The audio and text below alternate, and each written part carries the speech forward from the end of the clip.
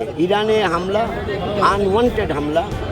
ইরানে যেভাবে আণবিক খ্যাত বিজ্ঞানী, অ্যাটমিক এনার্জির সংগঠনের কর্মকর্তা তাদেরকে হত্যা করেছে, বিজ্ঞানী হত্যা করা এ তো সাংঘাতিক ব্যাপার। অন্যদিক থেকে তাদের যেখানে আর্মির সেনারা ছিল সেখানেও হামলা করেছে, খুন করেছে। যেভাবে ইরানের উপরে হামলা আক্রমণ হচ্ছে, এতে এখন মনে হচ্ছে যে সারা মধ্যপ্রাচ্যে যুদ্ধ ছড়িয়ে যাওয়ার সম্ভাবনা দেখা যায়। আমেরিকা তো হুমকি দেয়, আমেরিকার জন্যই তো বাংলার কথা চালু আছে, মেরা লড়ে খুঁটির জোরে। বাংলায় চালু আছে কথাটা।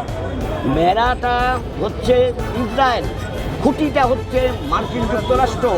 মেরা লড়ে খুঁটির জোরে। ভারত এখনো মুখে আঙুলটা দিয়ে বসে আছে।